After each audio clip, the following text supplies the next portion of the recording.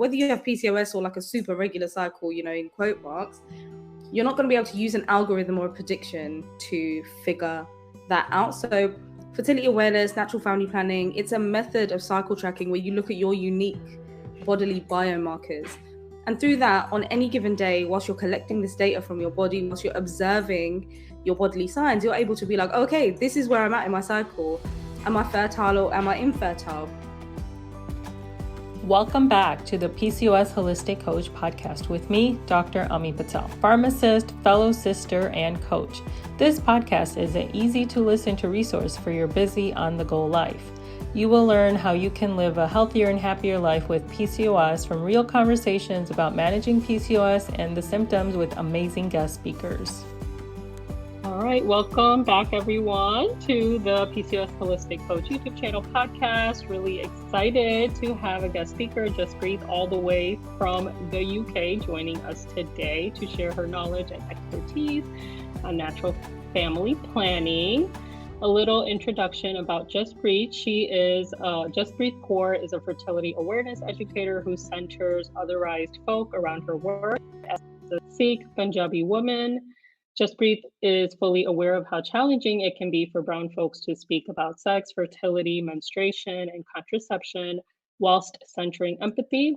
Through her work, she actively starts these conversations and creates spaces where otherised folk feel comfortable. So I'm really excited because I definitely understand her mission statement and, very similar to me, definitely with my background and the community I come from as an Indian. I understand the struggles about talking about fertility, period health, and contraception. So really excited that we were able to connect over Instagram and have this conversation. So thanks for being here, Juspreet. Thank you for having me. I love having these conversations, and it's so nice to come to your community and talk about it. Yeah, definitely. Okay, so first of all, for people who don't know, what exactly is natural family planning and specifically like fertility awareness method? So before I answer that, I'm just going to say I'm going to turn my camera off. You can probably see this thing moving. You can probably hear my little baby is making some noises, so he needs to be fed. Essentially, fertility awareness is like an it's like an umbrella term for different methods of cycle tracking, right? So fertility awareness is kind of like the umbrella term for lots of different things. There's like Marquette, there's Billings, there's natural family planning, there's the symptothermal method, and a lot of educators, sorry, you can probably hear him just like whinging. A lot of educators kind of mix all of these methods together. We won't typically just use one because there's lots of things that you can take from them. But essentially, the methods are a way of tracking your cycle independent of apps and devices, because there's so many apps out there, right, that are like, trying to track cycles and using algorithms and using predictions to kind of tell you about what's going on in your body. But the thing is, with your body, regardless of if you have PCOS or, quote unquote, a regular cycle, unless you have a crystal ball, you are not going to be able to predict. There you go. You're not going to be able to predict when you ovulate or when your period is going to come, because these things are, they're reactive to our lifestyle. So stress, our nutrition, sleep, alcohol, going on holiday, traveling, switching time zones. All of this stuff is going to affect your ovulation. So whether you have PCOS or like a super regular cycle, in quote marks, you're not going to be able to use an algorithm or a prediction to figure that out. So fertility awareness, natural family planning, it's a method of cycle tracking where you look at your unique bodily biomarkers. And through that, on any given day, whilst you're collecting this data from your body, whilst you're observing your bodily signs, you're able to be like, okay, this is where I'm at in my cycle. Am I fertile or am I infertile? Have I ovulated? And it's really useful for people with PCOS or maybe like irregular ovulatory patterns, because you're able to actually know like when ovulation happens. And that gives you extra information to be like, okay, so if I'm ovulating here, maybe this is where my bleed is going to start. So it's really, really cool. Yeah, definitely. And I like how you said that even if you quote unquote have a regular cycle, which is just like, I don't even know where that came from, because I think that's just an unrealistic expectation, because even people who have the most regular cycle, there's still nuances, like you said, right? Like if you're traveling, if you switch time zones, even if you get sick, right? Yeah. Like even if you get sick, it can affect your cycle. So Absolutely. that's really important to know. And even with these, like, it's great that we have these tools and we have these apps and we have like strips and stuff, but they can be incorrect. Like the ovulation strips say, like, if you have PCOS, it could be incorrect. And so Yeah. I think that it's really important that I think all women know how to connect with their bodies and know whether, you're ovulating or when your next cycle is coming. Definitely. And even with like those apps and softwares, you're essentially like, not like in a conspiracy way, but you're putting your data into the thing, right? Which is, nothing wrong with that. You're consenting to putting your data in. But say if that app then crashes, right? And all of your data is in one place, then what do you do? So it's like, I think it was like last year, Instagram and WhatsApp kind of crashed. And if that was your main avenue of like communication, then it's like, oh crap, how do I get in touch with this person? Or if that was like your main, I don't know, like if you have a business, if that was your main marketing stream, then it's like, okay, does that mean that your business kind of went down for a couple of days? So in that same way, I always encourage people to just do it, like, pen and paper, because, you just can't go wrong. Nothing's ever going to crash with a pen and paper, right? It's always going to be with you. No, that's true. I actually I do use one of the apps, and one day, like, it said that it couldn't find my account information, and I was freaking out because I was like, great, like all my information is like on this app, and I want to know what my cycle is like. So yes, exactly. Very good point. So speaking of that, how can we, like, how do you practice it? How do you practice like fertility awareness method? Like, what do you track? What do you look for? What do you write down on pen and paper? Yeah, so there's 3 biomarkers. 3 biomarkers, that's what we call them. 2 of them are mandatory, 1 of them is optional. So the first one is your basal body temperature, which if you have a cycle tract, you probably have heard of your BBT, basal body temperature. It's the lowest your temperature is going to be in the day. And you take it first thing upon, like, literally opening your eyes. When you wake up in the morning, you pop a thermometer in your mouth, and that is your BBT. So it's in a very specific way, right? And then you note it down, and essentially your hormonal fluctuations throughout your cycle are reflected in your temperature. So when your temperature ebbs and flows, sorry, 1 sec. Let me turn my camera. It's fine. As your temperature ebbs and flows, okay. As your temperature ebbs and flows, it's going to be reflecting what your hormones are doing. So low estrogen is going to look a certain way.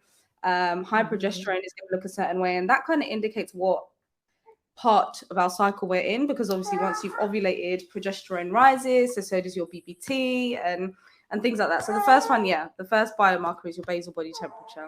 The second one is observing your cervical mucus, and cervical mucus is so insightful for just generally tracking your menstrual cycle, again, especially with PCOS, but also just for menstrual, like reproductive health, because there's a lot of things can see in the cervical mucus that is going to be quite it's just going to tell us a lot about if we have an infection, if there's something that we need to kind of get medical attention for, right? It's going to show up in our cervical mucus. But the sad thing is with cervical mucus is that firstly, anything that happens around our genitals is like, ew, this is just a word conditioned, right? To be like, no, this is disgusting, like women's bodies are disgusting and we shouldn't look, and to look around your vulva and vagina is like a dirty thing, and it connotes like it connotes not very nice things, right? So people are really reluctant to check that. The other thing is that a lot of people refer to, I don't know what it's like for you guys, but here in the UK, a lot of people will refer to cervical mucus as discharge. Whereas discharge is more like is a specific kind of fluid that that indicates an infection. Yeah, exactly. So discharge is very different to cervical mucus. Cervical mucus is like created in response to hormones strictly, like that's it. And there's other things. So once we get to know our cervical mucus, which is there's a spectrum of cervical mucus, right? There's lots of different types. Not everyone's is going to look the same. Once we get to know our cervical mucus, we can then see, okay, if something is going on, something is showing up that is not our cervical mucus, then what is this? Is this discharge? Is this indicating an infection? Is this a yeast infection? Is it a STI? Is there something going on in my cervix that I then need to go get a smear test for? You know what I mean? So it's with natural family planning, with fertility awareness, is beyond just tracking your cycle. Like it really is a life skill. So that's the second biomarker. And the third one is an optional one, and it's your cervical positioning. And again, this one is like, people are not trying to, get involved in their cervix and touch themselves and stuff, which, I get, because there's just a lot around it. But, it's an optional one. But again, your cervix, essentially, the opening of your cervix changes in response to your hormones changing again. So it just feels a little bit different depending on what part of your cycle you're in. For my clients with PCOS, I do kind of try and encourage it, because it's just an extra bit of data, especially if, they're trying to conceive, or they don't want to get pregnant, but they are sexually active. Knowing what your cervical positioning is telling you can be really, really useful. So yeah, those are kind of like the three bodily biomarkers that you track. So the first one was basal body temperature, second cervical mucus, third cervical positioning, which is like the opening of your cervix. Yeah, correct? Exactly. Yeah. And you mentioned an important word in that, life skill. So I agree with you. Like, it is an important life skill. Like, why aren't we taught this ever anywhere? Like, this is such, like, I don't know. I just, like you said, life skills. Like, we should all know how to be connected to our bodies and understand what our bodies are saying. So, like, I don't know. Why do you think that we never learn about these things? Or, I mean, which is great that you're like doing something about it. You're, making people aware that, hey, these are, like, educating people on it. But I don't know, what challenges have you seen, like, with maybe using fertility awareness method with like conventional medicine or Western medicine? Like, I don't know, do any of your clients get like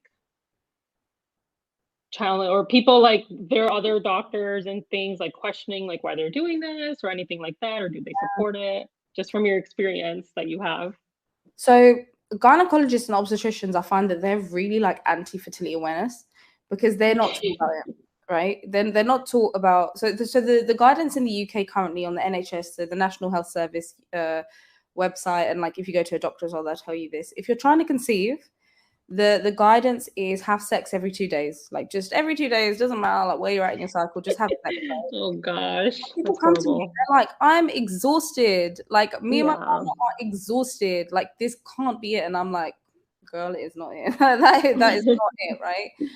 Yeah, that's such bad advice. Well, that's the advice here too, by the way, in America. But yes, right, it's horrible. Like, you can't, it takes that kind of that moment, that intimacy with your partner, and it turns it into something really, it really pathologizes trying to like get pregnant. It turns into such like a medical thing, where it needs to be like a chore, like okay, we got to do this every 2 days. Okay, check it off. But yeah, like let's get to it. It's the second day, like let's go. Yeah. And even in that, you might miss your ovulation. So one of the reasons I think that fertility awareness isn't taught is it's super layered. I think sex education, again, can't speak for you guys, but in the UK, sex education sucks, because there's no investment in it. There's no importance put on it. So, you will have a teacher for maths, you will have a teacher for English, for, science. You'll have separate teachers for that. There's no one who's going to school to learn about, okay, I'm going to qualify as a sex education teacher strictly. They just get, a maths teacher to be like, okay, just talk to your kids about sex in this 1 hour slot that you've got, do whatever. And it doesn't really make sense, and it doesn't do it justice. Another thing is that the UK is, the West is super conservative, and really, we have conservative, ideas around sex, right?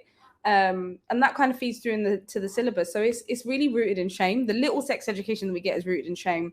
So that means that, sometimes, especially girls, don't even want to learn about their periods, because it connotes like being dirty. We shouldn't talk about.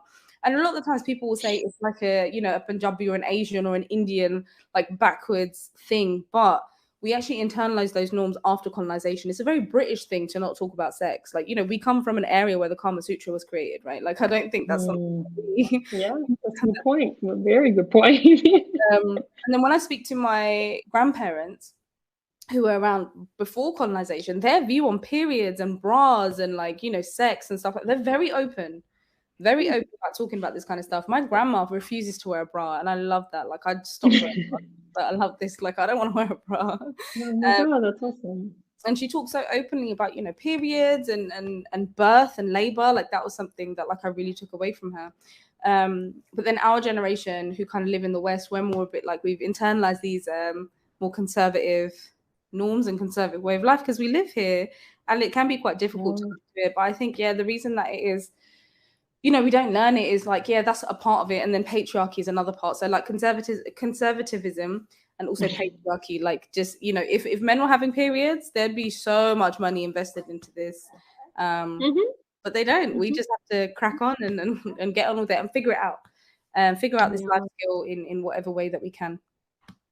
And I think like there's all that like you said, shame and like just negative connotations around menstrual cycles, like it's such an inconvenience, or you know, like, oh, it sucks to be on my period, and you know, I'd rather just take birth control and not deal with my period. Like that's the culture that we grow up around, and like that's what, you know, young women are hearing, so they just think like, okay, this is like the only choice I have, and like I don't want to deal with my period. And I think, like you said, the education is not there that, you know, the menstrual health is really important for our overall health as women. And even if you don't want to have like a baby right now, it's still important to understand your cycle. So yeah, definitely agree with everything you're saying. So how did you get interested in like fertility awareness method? Like you said, you can't like necessarily like go to school and learn that. So what's your like personal connection to that? How did your journey start? So when I got married, it wasn't always on the cards that like, okay, we're gonna have kids. It wasn't, you know, it wasn't something that I knew that I wanted because childbirth really scared me. Yeah, that was literally it. Also, I just wasn't. I don't know. I just didn't know if I wanted children. I wasn't really around children that much growing up. I'm the youngest of my siblings, so yeah, I just didn't know if it was for me. I also kind of didn't want to go on the pill or take hormonal contraception. So it's like, okay, like what are my options here? And also I found that barrier methods are just a lot of admin, you know, like trying to figure out condoms and stuff, a lot of work. So it was just like, okay, what are my options here? Surely there must be something, because I always heard I did not understand my menstrual cycle at all when I got married. Like not one bleed, and like ovulation was something and that's it.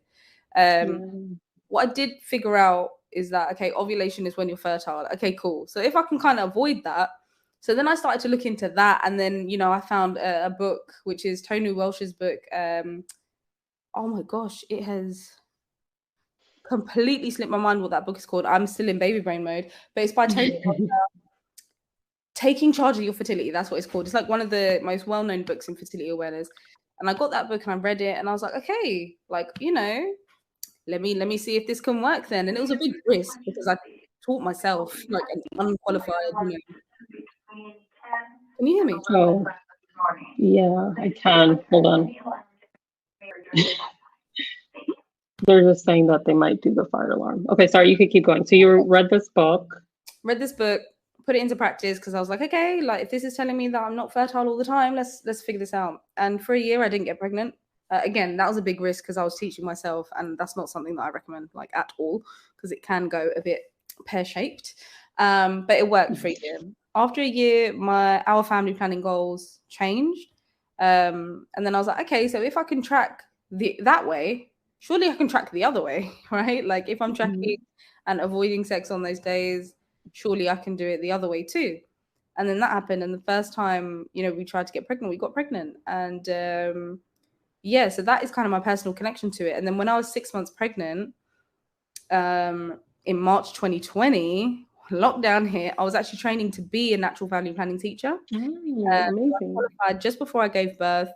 And then 6 months postpartum with my first child, I started to teach, because I was just on a mission at this point. Like when I had given birth, I was just like, oh my God, I have so many friends, so many, you know, like, all know so many people. It's not like we know one person who's gone on hormonal contraception and had a shit time. We know so many people who think that this is their only option. I'm not anti-pill at all. Like I think the pill and contraception can be fantastic in so many different situations. And for some people, it's the right choice for them. Exactly. The thing that frustrated me was that why was no one telling me that this was a choice? Why is it if I'm a doctor, all they're going to say is, you don't want to get pregnant? Here's the pill.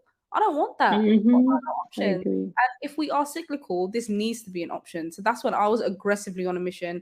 And when I was I was like 1 month postpartum, and I created this 6-week course. And I'm like, I'm going to teach as many people as I can this 6-week course, and they're going to learn how to get pregnant, not get pregnant, or just learn how to track their cycle if it's irregular. And 3 years on, literally still the same course. Like, it has been updated a little bit, but still doing the exact same thing with that same mission of That's awesome. just keeping people aware of their choices. It doesn't have to be hormonal contraception if that doesn't work for you. Yeah, it's made it seem like, like you said, it's our only option, that you just take birth control. Yeah, absolutely. And I think, like, for anyone that wants to take birth control, that's fine, but just ask your doctor these questions, like, why is this the only option? Do I have other options? Like, how long do I have to be on it? And if I want to come off and when I'm ready to have kids, and if my cycle's still irregular, like, what are we going to do about that? Like, you can't just, like, taking the birth control for irregular periods is just a Band-Aid. Like, you're just covering up whatever the underlying cause of that is. Absolutely. And just checking in. And the thing is, your healthcare provider, for whatever reason, they're under a lot of stress, or whatever, they're not necessarily going to tell you that, okay, here's the side effects, this is what could happen if you do want to have children. Eventually you're going to have to come off the pill maybe 18 months before, because it could take that long for your cycles to regulate, like all the things that you just said. So it really does, it's unfortunate, but it does kind of, the responsibility kind of lies on our shoulders to kind of go out there and do the research, which kind of sucks. But there is more and more, fertility awareness teachers out there who are, talking about this stuff and making it more available, which is great.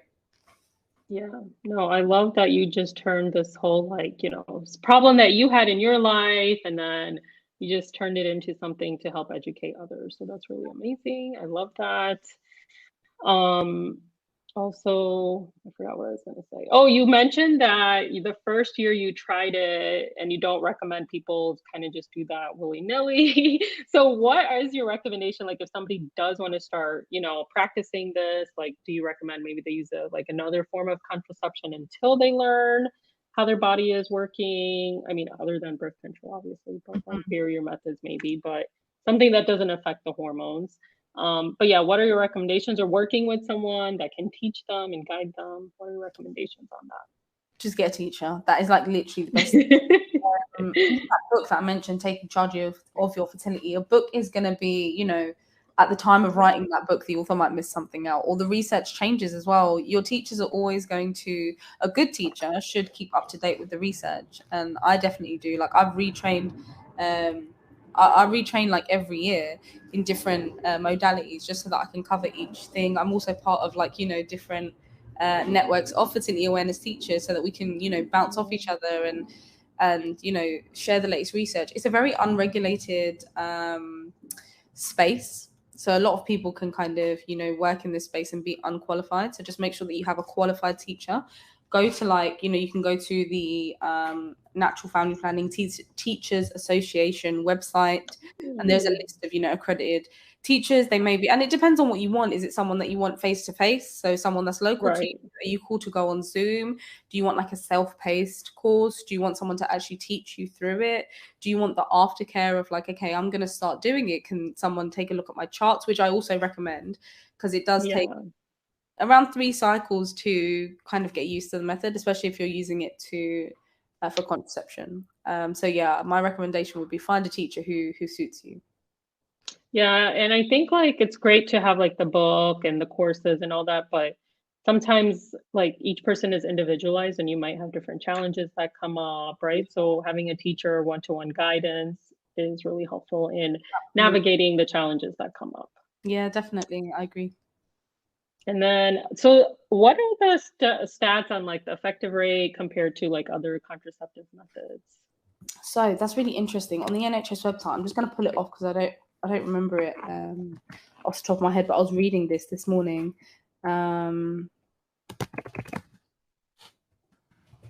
It's higher than condoms.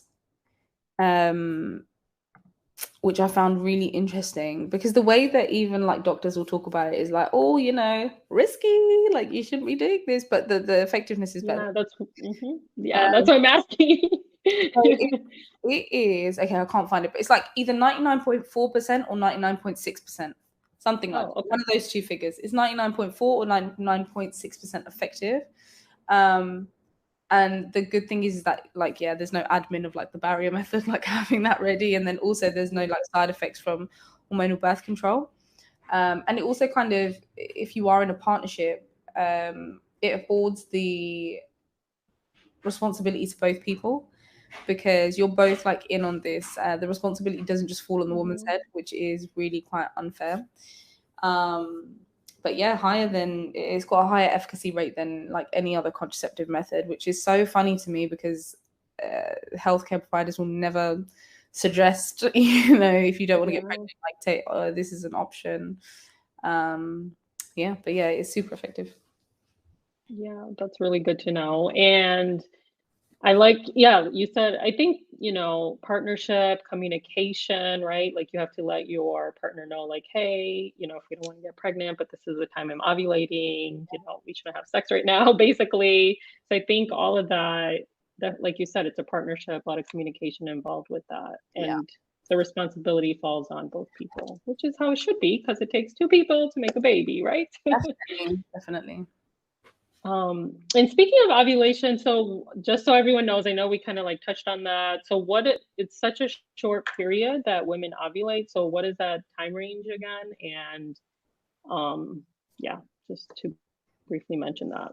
So ovulation, it kind of depends on the person, the age, the health of that person, but typically it can be anywhere up to like 6 days for someone like in their 30s. Maybe like 4 to 6 days in your 30s, and then by the time you kind of hit your 40s, it's like I think it's like 2 to 4 days, something like that typically. But that's going to vary depending on the health of the person. So it is a really short period of time, like per cycle. Yeah. Not a lot. Yeah. So that's why when like earlier when, the advice is given like try every day or try every other day, it's not practical and it's not even necessary, because you're only like you're fertile, I think ovulation is just like what is it, like 1 to 2 days, but the sperm can live in the body for up to 5 days. So then your fertility window can range anywhere from like 1 to 7 days, like you were saying. So yeah, it's not even practical or necessary to try every day. So Exactly. using things like the fertility awareness method can actually optimize your efforts if you are trying to get pregnant, instead of Definitely. just wasting energy or, and like you said, conceiving like a chore and, Yeah, causing issues. Like it can cause issues between couples too, I'm sure. definitely. Yeah, it gets tiring. So specifically about PCOS, I know you touched on this a little bit. So how can somebody who has like irregular periods, if they're not sure they're ovulating, like how can using the fertility awareness method help someone that has PCOS, like either to learn if they're ovulating or like so what are the benefits of using it for PCOS, Sure. Do you know especially with what? irregular cycles? I actually had Yeah. something to share, just Okay. a little bit easier. So I'm just going to share my screen. Okay, where are we? Are you able to find that? Share screen. I hope you can as a guest. There we go. Can you see it? Oh yeah, perfect. Okay, so this is just taken from one of my courses. So this is just a breakdown of the 4 cycle phases that everyone goes through, Oh, regardless of perfect. Yeah. PCOS or if you don't have PCOS. Like you are going to go through these 4 phases. For someone with PCOS, this is the part. So ovulation, it's interesting that we call the menstrual cycle, like we kind of look at the period as like the most defining part of the menstrual cycle, but ovulation is, because ovulation dictates how long or short your cycle is going to be. So obviously in those PCOS, this is the part, this ovulatory phase is going to be the bit that kind of dictates when your period comes. So typically in PCOS is that, it's delayed for whatever reason, or hormonal imbalance, or, whatever it is, right? So if ovulation is happening, 3 or 4 weeks after it typically would, that means that your period is going to kind of come a little bit later. And I forgot what your question was. Sorry. So for someone that has PCOS or any condition where they have irregular cycles, like how can fertility awareness method still be helpful for them? Because like you said, it can take up to 3 cycles to really understand your body, but if somebody's not even getting a period or going through or ovulating, like you just Yeah, said, like and once every 3 months or once every 6 months, like what are the benefits for them to still utilize this? for sure. So ovulation is, thank you for reminding me. Ovulation No, no, no. whenever it's going to happen, right? So in those with PCOS, like you said, yes. So some of my clients will have like 3 periods a year. So that means it's going to take a little bit longer for them to like figure out the cycle, and that's fine. It's just one of the things that can happen with PCOS or irregular cycles. Like it just kind of is what it is. And I will just support them in the best way possible. So this on the left is basically a basal body temperature chart. And on the right is the 4 phases of the menstrual cycle. So the basal body temperature chart, you can kind of see. So I've labeled the 4 menstrual cycle phases kind of with the temperatures. So this person has taken, this is an example chart, but yeah, the person has taken the temperatures. And as you can see, there's a spike in temperature, and that kind of is a sustained spike, because this, not everyone's BBT is going to look like this with a definitive kind of 2 phases that you can see. Some people's might go up and down, but there is a sustained temperature rise after ovulation, and that's because of the progesterone comes in and raises your body temperature. But yeah, so like with PCOS, your follicular phase is going to be particularly longer, so ovulation is going to kind of keep being delayed.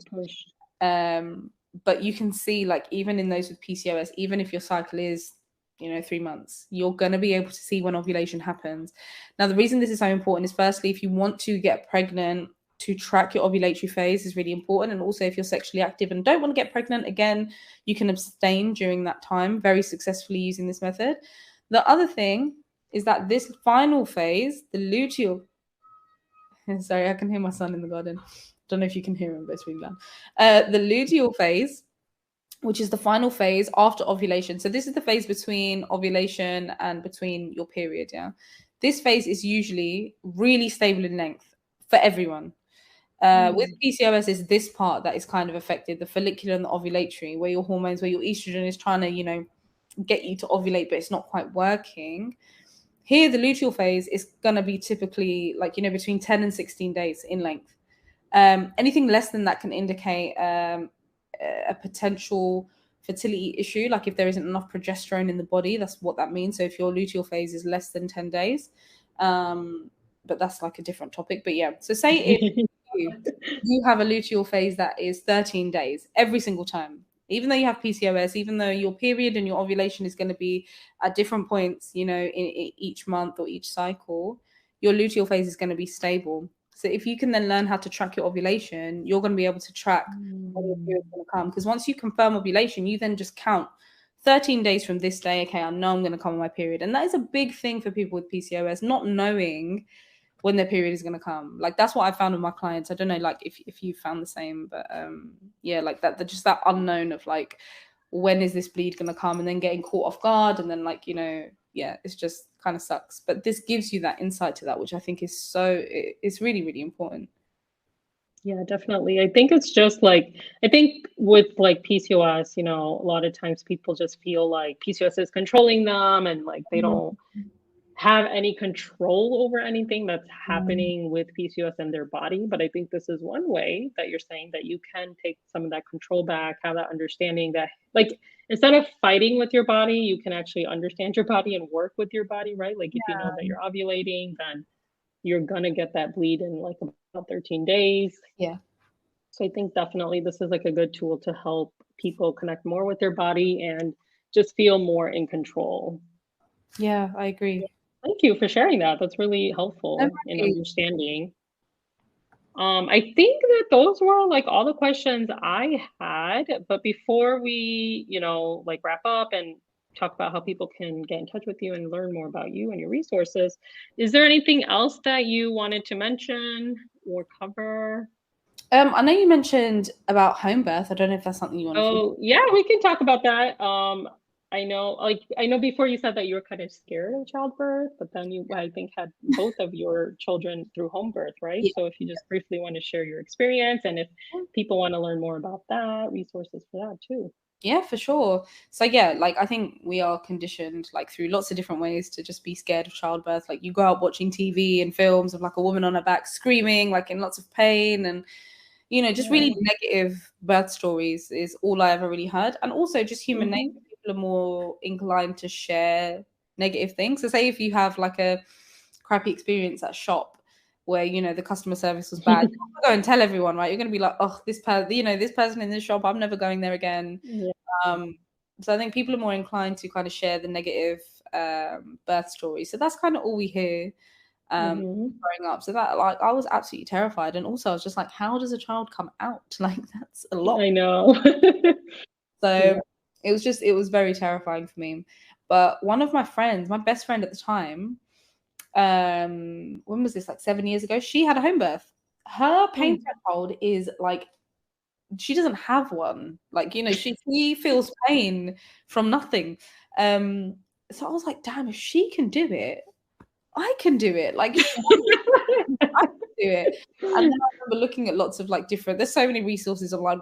Like fertility, with anything, once you start researching, you're gonna come across like what it is that you want to find. So I just looked at home birth and I was like, oh my gosh, so many positive videos on YouTube that just really reframed my mind. I was like, wow, okay, so birth doesn't actually have to be scary. It doesn't have to be this medicalized thing. Physiological birth actually exists where your body just does what it needs to do. And I was like, okay. And because I was low risk, I didn't need to be under the care of like an obstetrician or gynecologist. I didn't need to be in a hospital setting, essentially.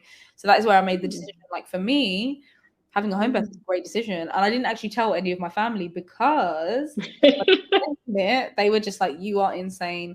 Do not do it. But again, back to this conservative thing. Like, so when I spoke to my grandparents, I was like, so how did you give? But like when I got pregnant, I obviously I wanted to get pregnant, but I was like, oh my God, what have I done? Yeah. In 9 months, I got to give birth. So like I had to just, from the day that I was pregnant, for 9 months, I aggressively researched how I'm going to have a nice positive birth. First, spoke to my grandparents and they're like, yeah, we just gave birth at home. And that's it. What happened? And when I spoke to my mom, her story was so different. Someone who immigrated to the UK, it was a very medicalized birth. And she was like, I had to be in the hospital because what if this happened? What if that happened, right? Whereas for me, it was like, but what if none of that happened? Because I'm low risk. And again, like I am talking from like a very low risk perspective. If you are high risk, like being in the labor ward is a massive privilege that we're able to have obstetrician and gynecologist. It's fantastic. But yeah, so that's kind of how I decided to have a home birth, because I was just really scared. Also, hospitals just scare me. My first birth was also in COVID, so it meant that if I did go into a hospital or a midwife-led unit, no one would be able to come with me. And this wasn't something that I was able to do without my husband. So that kind of also persuaded me. I was like, okay, yeah, home birth kind of, this makes sense. Like, it's going to be in my setting. Also, as someone who isn't white, like medical racism is a very real thing. And I was like, okay, if midwives are going to come into my space, I'm going to kind of be in control, and maybe not experience that kind of side of the healthcare system. Luckily, our midwife team is like in our constituency is just fantastic. Like, good, has a really great experience. But yeah, they are just absolutely fantastic. So that's how I decided it. Everyone always has this idea. First, both births were beautiful, incredible. Everyone gave me this idea that because my first birth was so smooth, that the second one would be smooth. The second one was so difficult. It was so hard. And no two births are the same, even with the same person. Yeah. The first one, I was in such a deep meditative state that I don't actually remember it. Like, I'll be honest, like time didn't exist. It was like I was in that other room. I was like in hallucinations and stuff. And I didn't take any drugs, no gas in there, like nothing. It was just like my breath work. The second one, I had different responsibilities. I had a toddler that I was like looking after and whatever. But I was very present in that. And it was very, there was pain. It was very uncomfortable. It was very overwhelming. And the labor was also a lot longer. It was like 3 days, whereas it was like 5 days. Day. Yeah, so like right to the end. Whereas my first one was 12 hours from first, Yeah. Oh, wow. So yeah, it was completely different. And it was uncomfortable, it was overwhelming, but I was still so happy that I Yeah, they were just different experiences, but they were both really, really amazing. The second one, I kind of was able to see birth in like a really spiritual way. Like I don't know, I don't know how to explain it, but like because I was more aware, I really felt like there was a mirror put up in front of me, and I was like, I can do anything. Like if I did that, I went through all of that overwhelming pain and all of that overwhelming the feeling, and like I didn't think I could do it, but I did, and I was able to do it. So like, yeah, it gave me like confidence in so many other ways.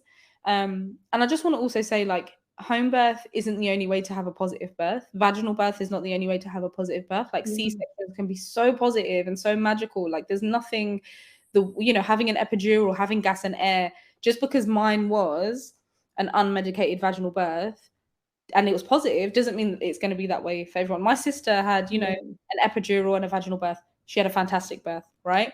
I've had friends who had C-sections who have had great positive births. Like whatever route is for you.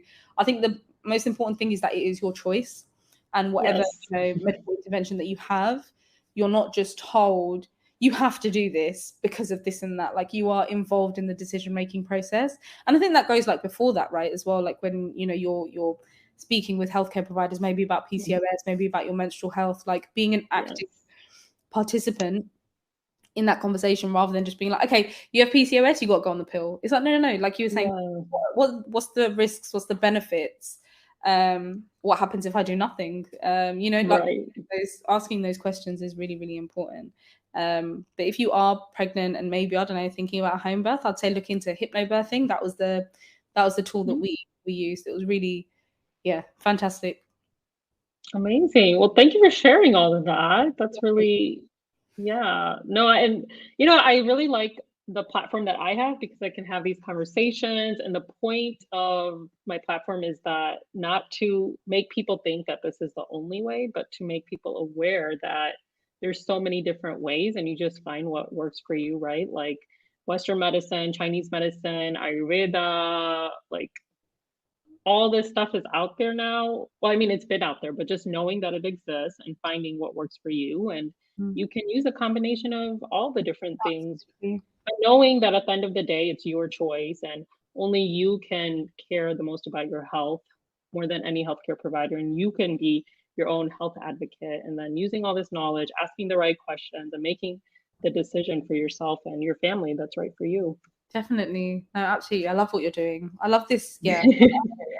This is such a good conversation. I love what you're doing too. It's just like so awesome. And like you're like multitasking, super mom here. And you can tell like you're such an expert in this and so passionate about it. You could probably like talk about all of this in your sleep as well. Thank you. Thank you so much for sharing everything. So if viewers and listeners want to connect with you more, get access to your resources and learn more about you and your story, where can they find you? They can find me on Instagram at menstrualmentor_ and sign up to my newsletter, because if Instagram goes down, that is probably the best way to find me. Okay, awesome. Thank you for sharing that, and I'll include that in the show notes as well. Yeah, brilliant.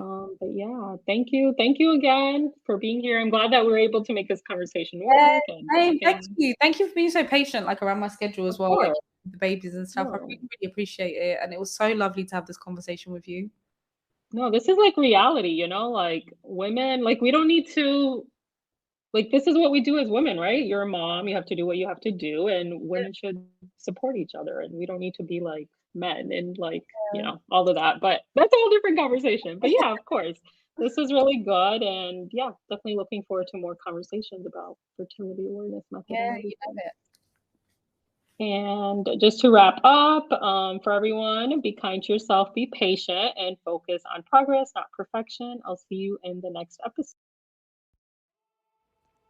If you loved this conversation and want to participate in live conversations with guest experts, be sure to join the PCOS Holistic Healing Community. If you're listening on the podcast, please leave a review. If you're watching on YouTube, be sure to leave a comment or any questions you have for the guests. Connect with me on social media. My handle is at pcos.holistic.coach. Send me a DM and say, hey, I'll catch you in the next one.